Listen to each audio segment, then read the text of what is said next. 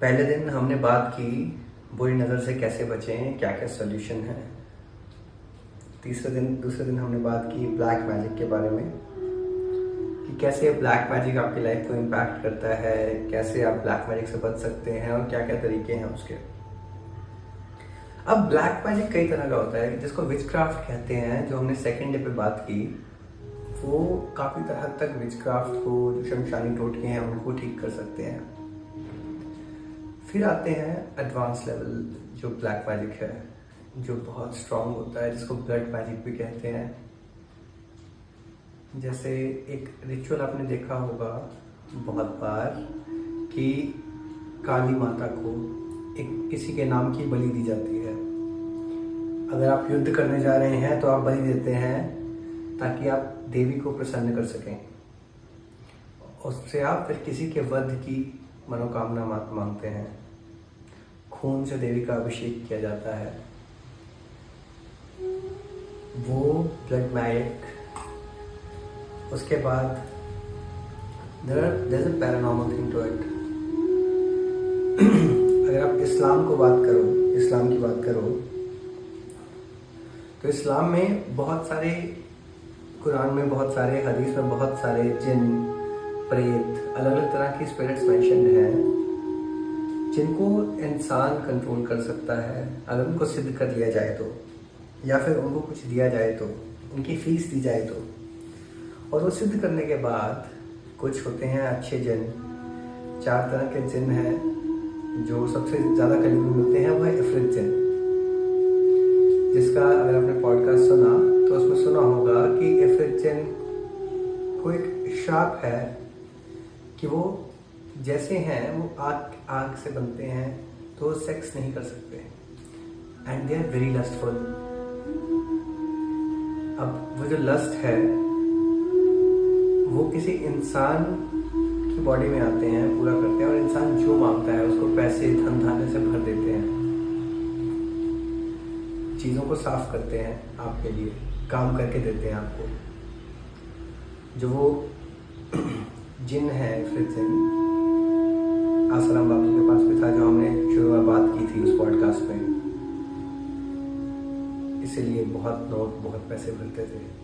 और हम जस्टिफाई नहीं कर रहे हैं कि किसी ने जो किया सही किया या इसलिए करना सही है। मैं ये कह रहा हूँ कि आप जानते थे कि ये कर रहा है और आपने पैसे के लालच में वो करते रहे आप। तो बहुत लोग बोल रहे थे कि हम जस्टिफाई कर रहे हैं। नहीं, हम जस्टिफाई नहीं कर रहे हैं, हम बस बता रहे हैं फैक्ट। और कुछ इस तरह के होते हैं, कुछ प्रेत, भूत, जब कोई कुछ करता है तो आपका ऑरा बहुत नेगेटिव हो जाता है, बहुत आप नेगेटिव हो जाते हैं मेंटली। तो अगर एक प्रेत, जो शमशान के प्रेत होते हैं, जो लोग नहीं मर पाए, बहुत तड़प रहे हैं, यहाँ प्रेत बन गए हैं, उनमें भी बहुत किस्में होती हैं जो हम ब्लॉग लिखते हैं, आप उसको पढ़ सकते हैं उसको जानने के लिए। कुछ छोटे प्रेत होते हैं जो कि आपके रात को आप सो रहे हैं, आपका पैर खींच के भाग जाएंगे, आपका अंगूठा खींचेंगे, आपको फील होगा कि कोई है आपके साथ। घर में कुछ चलता हुआ छोटा सा जैसे चूहा चल रहा हो, वैसा फील होगा बार बार आपको। वो छोटा प्रेत किसी के कुछ करने से, या वो आपके घर में उसकी बीज डाल देते हैं, वो वहीं उगता है और आप उस वहीं रहता है। उनसे लड़ना बहुत कम तांत्रिकों को आता है, बहुत कम सिद्ध व्यक्ति उससे लड़ सकते हैं। आपकी ताकतें, आपकी शक्तियाँ बहुत ज़्यादा होनी चाहिए उनसे लड़ने के लिए। फिर एक किस्म होती है जो बड़े प्रेत होते हैं, जो प्रेत हैं अपने चारों तरफ। जब वो घर के पास से भी गुजरेंगे तो नेगेटिविटी आने लगेगी, सारे काम रुकेंगे, बनते हुए काम बिगड़ जाएंगे। आपको लगेगा कि कल बस ये काम होने ही वाला है, सब प्रोसीडिंग्स पूरी हो गई है, उस काम में अड़चन आएगी और वो काम नहीं होगा। ये वो प्रेत करते हैं। वो आपको बहुत दिक्कत देंगे, आपकी हेल्थ बहुत खराब होने लगेगी, आपकी फैमिली की बहुत हेल्थ खराब रहेगी। वो धरती से जुड़ जाते हैं। और कई तांत्रिक कहते हैं कि आप 21 दिन उनको भोग लगाएं, उनको खीर दें, मीठा दें। ऐसा करने से हो सकता है वो आपको तंग करना कम कर दें, पर वो वहाँ बने रहेंगे, उनको निकालना और मुश्किल होगा। अगर आप ऐसा कुछ फील करते हैं तो बताइएगा, कमेंट्स में लिखना कि आप ऐसा फील कर रहे हैं या ऐसा कुछ भी हो रहा है तो।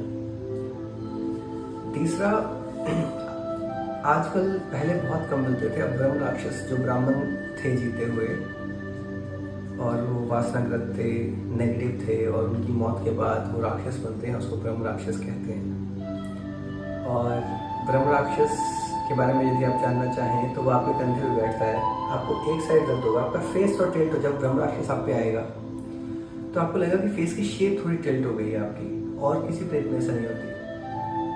वो कंधे पे आके बैठ जाएगा और आपको लगातार लगेगा कि कोई है, वो ऐसे लिखेगा, कुछ ना कुछ ऐसा लिखता रहेगा। उसको निकालना पूरे हिंदुस्तान में जिन लोगों को मैं जानता हूँ 2-3 लोग ही निकाल सकते हैं, बाकी सब आपसे पैसे लेंगे, सब करेंगे, पर कोई फर्क नहीं पड़ेगा। निकालने के बाद भी 21 दिन तक उसका असर रहता है, जिसके अंदर आप तड़पते हैं, आपको दर्द होता है, आपको अलग अलग तरह की परेशानियाँ आएंगी, आपको ऐसा लगेगा कि आप जल रहे हैं, आपको ऐसा लगेगा कि सब चीज़ें खराब हो रही हैं आपके लिए, सब कुछ दर्द में, पूरा दर्द में रहेंगे आप। और उसको पकड़ा भी नहीं जा सकता, पकड़ के रखा नहीं जा सकता इस काम करवाने के लिए, क्योंकि वो बहुत लस्टफुल और बहुत नेगेटिव ब्राह्मण है, ब्रह्म के राक्षस हैं वो, जो ब्रह्म ज्ञान को, जिन्होंने पूरे शास्त्र पढ़े, सब पढ़ा। फिर कुछ और तरह के भी डिफरेंट पहाड़ों में बयारने पाई जाती हैं। जो नोएडा में था, मैं एक केस आया था मेरे पास, उनके ऊपर उन्होंने मुझे बताया, आत्मा से बात हुई, उनको बुलाया, देवी शक्ति से उसको कैद किया और उसने बताया कि मैं बयारन हूँ, और वो जिसको पकड़ लेते हैं उससे बहुत बार सेक्स करते हैं। आप they keep on having sexual relations with them. उनको अपनी पत्नी से, वो लड़कों पे जाती हैं ज़्यादा, लड़कों पे या मर्दों पे जो थोड़े यंग एज के हों और जो अच्छे हों दिखने में, और उनसे रेगुलर फिजिकल रिलेशन बनाते हैं, उनको बिल्कुल वीक कर देते हैं और किसी और को उनकी लाइफ में आने नहीं देते, सबसे दूर कर देते हैं। उनको पकड़ना भी बहुत मुश्किल है, वो भगाई जा सकती हैं आसानी से, पर उनको पकड़ना बहुत मुश्किल है। उसके बाद कुछ अच्छी रूहें भी हैं, ऐसा नहीं है कि नेगेटिव रूहें हैं। कुछ शिव की सर्प रूहें हैं जिनका असर आप पे होता है। अगर आपके पितरों पे कोई सर्प हत्या का दोष है तो भी आपको फील हुआ कि आसपास रूहें घूम रही हैं आपके, क्योंकि आपको शांति नहीं मिली और आपको सांप का जो जोड़ा था, जो पत्नी थी, उसने श्राप दे दिया, और सर्प का श्राप देवों के श्राप के जैसा है। इसलिए सर्प, आप सोचते हैं कि आपकी कुंडली में आएगा, काल सर्प दोष है या सर्प दोष है, सर्प हत्या दोष है, बहुत बार वो आपकी कुंडली में भी शो अप नहीं होता, बिकॉज वो आपके एंसेस्टर्स का है और चला आ रहा है। उससे आप जो ग्रोथ होनी चाहिए, जो पंडित बोलते हैं कि कुंडली बहुत अच्छी है और आप आगे नहीं बढ़ते, सब कुछ सही दिखता है, वो सर्प दोष के कारण बहुत बार होता है। सर्प हत्या दोष के कारण, जो आपके ऊपर एंसेस्टर्स पे श्राप चल रहा है, जो आपको नहीं दिखेगा, उसके अंदर आपको कुछ पूजाएं करवानी होती हैं, जिस पूजा से आप उनकी आत्मा को शांति मिलती है, उनको आप उनका अस्चिता को आग देते हैं और उनसे माफ़ी मांगते हैं, और शेष, अनंत, वासुकी, कालमूत्र, सबसे बाकी जितने भी नागवंश में लोग नाग हैं उनसे माफ़ी मांगते हैं और कृपा की कि आप पाताल के राजा हैं, हम पे कृपा करें। दूसरा, जो प्रेत होते हैं, हमें लगता है, बहुत लोग कहते हैं कि हम हनुमान चालीसा करते हैं, वो फिर भी क्यों आए। आप ये बात समझिए कि आप पे कुछ किया गया, आपके कुछ कर्म है। आप जब हनुमान का नाम भी लेंगे, आप जब शिव का नाम भी लेंगे, आप विष्णु का नाम भी लेंगे, आप कुरान भी पढ़ेंगे, जो भी आप करेंगे वो आपकी एनर्जी से ही निकल रहा है। अगर हनुमान से प्रेम होता तो आप पे कभी होता ही नहीं है। अगर आप सोचते हैं कि मेरे ऊपर क्यों हुआ, मैं तो पूछता हूँ उनको। पहली बात, आपको रक्षा करने वाला आपका सक्षम गुरु नहीं है। ऐसा गुरु कभी नहीं मिला जो आपकी रक्षा कर सके, आपको बचा सके। सक्षम गुरु वो होता है जो आपके पास तो नहीं रहेगा हर समय, पर आप पे ऐसी चीज़ों से पूरी तरह आपको रक्षा मिलेगी उस गुरु से। वो आपको आगे बढ़ने में सहायता करते हैं, इस जहान में भी और उस जहान में भी। वो रास्ता दिखाने वाले, वो साइन बोर्ड की तरह हैं जो आपको खोने नहीं देते, चाहे कोई कुछ भी बोले। अगर गुरु नहीं है तो ज्ञान, ये दिक्कतें आपको बहुत ज़्यादा आएंगी। वैसे ज़िंदगी में गुरु का होना बहुत बहुत ज़्यादा ज़रूरी है। और गुरु वो है जो पैसे के पीछे ना भागे, गुरु वो है जो सत्य दिखाए, गुरु वो नहीं है जो आपको प्रोटेक्ट ना कर सके, आपको नाम दान दे और नाम दान करते हुए पहले तजुर्बा देगा, फिर परीक्षा लेगा। पर आप परीक्षा में अगर सक्सेसफुल हो जाएंगे तो फिर और बहुत देगा, बहुत देगा। जैसे जितनी बड़ी परीक्षा उतना बड़ा रिवॉर्ड। गुरु परमात्मा के मैसेंजर हैं, वो जज है, हम जो लोग हैं वो सब वकील हैं। और गुरु चुने जहाँ आपका जाने का दिल करे बार बार, जहाँ दिल नाच उठे, जहाँ आपको लगता हो कि अगर परमात्मा इस दुनिया में होता तो ऐसा ही दिखता, उसको ही गुरु बनाए अपना। वो गुरु आपको आगे ले जाएगा, वो गुरु आप इधर जिन तरफ आपको खिंचाव है वही गुरु है आपके लिए। और यदि गुरु नहीं मिल रहा तो थोड़ा दिन और दुख में रहिए, दर्द में रहिए। जब दर्द बहुत बढ़ जाएगा तो गुरु आएगा जो आपको मुक्त करेगा इससे, इस दर्द से। तो अगर आप काले जादू से इनसे बचना चाहते हैं तो शिव सूत्र में शिव साधना का कुछ तरीके हैं। ब्लैक टॉर्मलिन जो हमने पहले भी बताया था, आप उसको रख सकते हैं, वो असर बहुत कम कर देगा।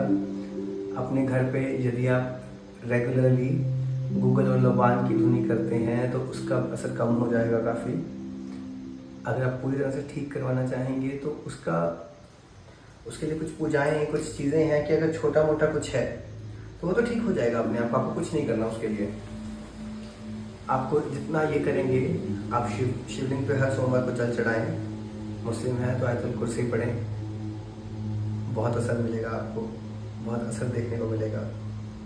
और अगर फिर भी आप चाहें कि कैसे इस जादू को ठीक किया जाए तो एक चीज़ समझिए, जो लोग आपको कहते हैं कि आप पे हुआ है कुछ और हम ठीक करेंगे, हम सही करवा देंगे, तो उनसे पूछिए कैसे करेंगे। अगर काली का कुछ है, देवी का कुछ है, अगर कोई मौकिल जो मुसलमान दौर से हैं या फिर कोई और शक्ति जो स्पिरिट जिनको उन्होंने मनाया है, जिन है, अगर वो देवी की शक्ति से लड़ने जाएंगे तो पक्का हारेंगे और देवी और गुस्से में आएगी और आपको नुकसान होगा। तो ये बहुत ध्यान रखिए कि आप किससे डील कर रहे हैं। वो जितना आपको फ़ायदा कर सकते हैं उससे कहीं ज़्यादा नुकसान कर सकते हैं। तो ये बहुत ध्यान रखने वाली बात है कि जिनसे आप पूजा करवा रहे हैं उन पर पूर्ण, जिनसे आप कोई उपाय करवा रहे हैं, जिनके कहने पे आप कुछ कर रहे हैं, उन पर पूरा विश्वास, पूर्ण विश्वास हो। अगर आपके ऊपर शमशावासनी का और या छिन्नमस्ता का दौर चल रहा है और आपने ऐसा कुछ भेजा तो हो सकता है कि आपके घर में बीमारियां, कैंसर, ऐसी ऐसी चीज़ें आए जो कभी सोची भी ना हो आपने। तो ये बहुत ध्यान रखने वाली बात है कि बहुत बहुत ज़्यादा क्रूशियल चीज़ है, किससे आप करवा रहे हैं वो बहुत इम्पॉर्टेंट है। और सच्चा गुरु, जो सच्चा गाइड होगा, वो पैसों से ज़्यादा आपके ठीक होने पर ध्यान देगा। और अगर जो नकली होंगे वो बस पैसा पैसा पैसा पैसा बोलते रहेंगे और कोई बात समझ में नहीं आएगी उनको। वो बता नहीं पाएंगे कैसा करना है, वो बता नहीं पाएंगे क्या करना है। तो बहुत ध्यान से, बहुत संभल के आगे बढ़िए। इसके बाद मैं कुछ उपाय बताता हूँ आपको जो आप कर सकते हैं खुद को काले जादू से बचाने के लिए, और अगर हो गया है तो कुछ हद तक खुद को ठीक करने के लिए। आप 2 आटे के सर्प बना लें। अगर आपको लगता है काला जादू है, आपको बैक में एकदम पेन हो गया है, कुछ काम नहीं कर रहा, सब कुछ स्टिक है, सब कुछ स्टक है, कुछ भी काम होते होते सब अटक जाते हैं, तो एक सोमवार को आटे के 2 सांप बनाएं, उनको एक चौकी पे रखें, एक थाली में रखें, उनको थोड़ा सा स्नान करा के, उन पे दूध चढ़ा के और उन पे तिलक लगा के ओम नाम देवताभ्यो नमः, और जो बीज मंत्र है जो मैं यहाँ नहीं बता सकता आपको, अगर आप जो आपके गुरु हैं आप उनसे ले सकते हैं, नहीं तो सिर्फ ओम नाम देवताभ्यो नमः का भी पाठ करेंगे तो आपको काफ़ी ज़्यादा प्रोटेक्शन मिलेगी। आपको उस ब्लैक मैजिक से काफ़ी ज़्यादा तोड़ मिलेगा उसका। आपकी चीज़ें थोड़ी सही होनी शुरू होंगी जब तक आप किसी के पास नहीं जा रहे या गुरु को नहीं ढूंढ रहे। उसके बाद उनको भोग लगाएं। उसके बाद उनको शिवलिंग पे जाके चढ़ा दें, जहाँ शिवलिंग को मंदिर हो आपके आसपास। इससे आपको थोड़ा सुकून मिलेगा, थोड़ा रिलीफ मिलेगा, चीज़ें एकदम ख़राब होना बंद हो जाएंगी और आपको प्रोटेक्शन मिलेगी। हर सोमवार करते रहेंगे तो आप प्रोटेक्टेड रहेंगे और आपके ऊपर आपत्तियाँ दिक्कतें कम आएंगी आपकी ज़िंदगी में। दूसरा, अगर आपको लग रहा है कि आपके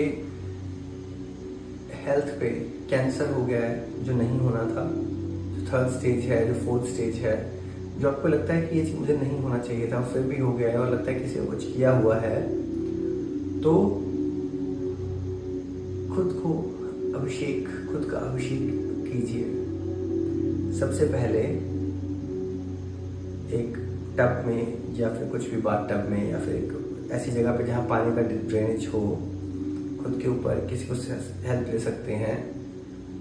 सबसे पहले जल का स्नान गंगा जल डाल के बीच में अपने सिर पे दो डब्बे जो 2 मग हैं वो डाल लीजिए।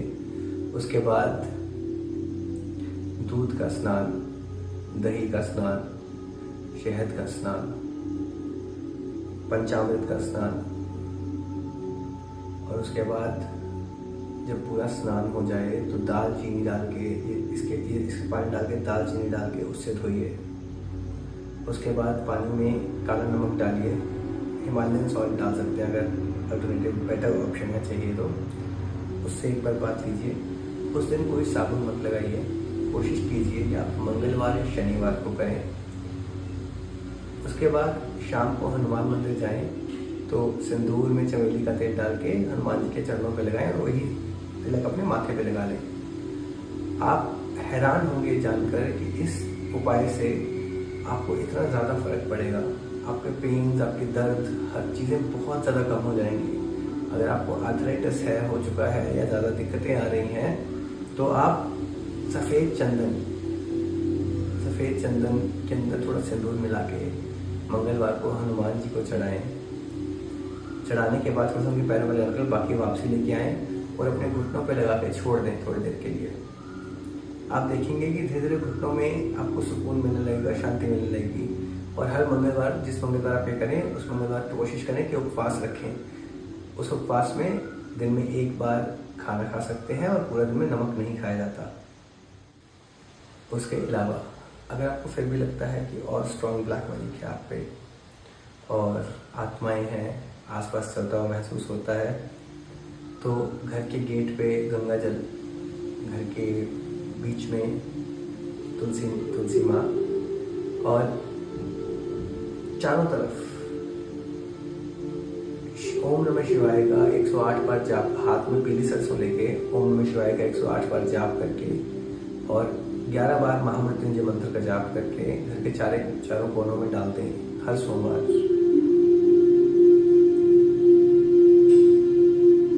आपको जो आत्माएं दिखती हैं, जो लोग दिखते हैं, उनका असर आप पे काफ़ी कम हो जाएगा। आपकी हेल्थ इंप्रूव होगी, आपका लक इंप्रूव होगा और आपके जो बिगड़ते हुए काम हैं वो बनने लगेंगे।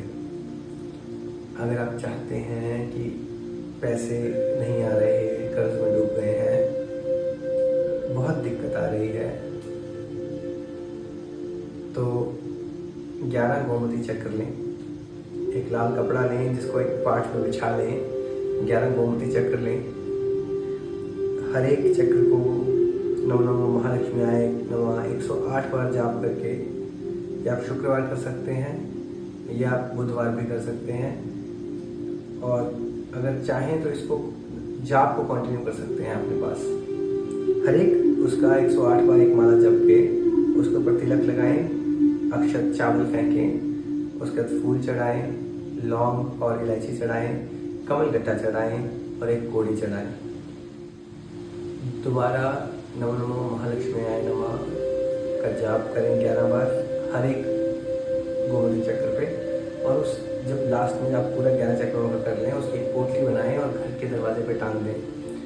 कितना भी कर्ज हो, कोई दिक्कत हो, परेशानी आ रही हो, पैसे ना आ रहे हों, अगर वो देवी लक्ष्मी ने कबूल कर लिया तो आपके घर में बरकत दोबारा आने लगेगी, आप शांत होने लगेंगे। किसी ने कुछ किया हो तो आपके ऊपर लक्ष्मी पे असर नहीं आएगा, जब तक वो आपके घर के बाहर गेट पे अंदर वाली साइड एक कील से टांग दीजिए लाल पोटली को, आपका काम होता रहेगा। और कोई सवाल अगर है तो आप चैट में लिख सकते हैं, कमेंट्स में लिख सकते हैं, और उसका हम जवाब देने की कोशिश करेंगे। इसके बाद अगर आप फिर भी लगता है कि आप दिक्कत में हैं, परेशानी में हैं, तो आप इंस्टाग्राम healing_studios या फिर mystic_avi पे जाएं, वहाँ पे मैसेज करें। हमारी सोशल मीडिया टीम से कोई आपको व्हाट्सएप का नंबर दे देगा। वहाँ पे स्टूडियो में 2-3 लोग होते हैं, जो भी होंगे जब भी होंगे आपके, हम मुझसे बात करवा देंगे वो। और जो भी हम कर सकेंगे आपके लिए, हम हमेशा तत्पर हैं कि जितने लोगों का भला हो सके, जितने लोगों को शांति मिल सके, जितने लोगों को सुकून मिल सके, हम पूरी तरह तैयार हैं। और आपका बात करने के लिए आपको पेशेंस रखनी पड़ेगी, समय लगेगा, पर आपको कोई पैसा नहीं लगेगा। हमारी सब चीज़ डोनेशन बेस्ड है। बात करने के बाद अगर आप कुछ दान करना चाहें हमारी संस्था को तो आप कर सकते हैं, नहीं तो जैसी आपकी मर्ज़ी। आपका 1 रुपया हो या 1 लाख, हम सब सिर झुका के और मुस्कुरा के लेंगे। मालिक आपको सुकून देगा, शांति देगा। अगर आपको कुछ भी ऐसा फील हो तो ज़रूर रीच आउट करें। आप इस बारे में क्या सोचते हैं कमेंट्स में लिख दीजिए, हम जुड़े रहेंगे और भी सेशंस के साथ, और भी चीज़ों के साथ। बहुत बहुत शुक्रिया, बहुत बहुत धन्यवाद। मालिक आपको सब खुशियों से नवाजे, मालिक आपको सब नियमतों से नवाजे। ओम नमः शिवाय।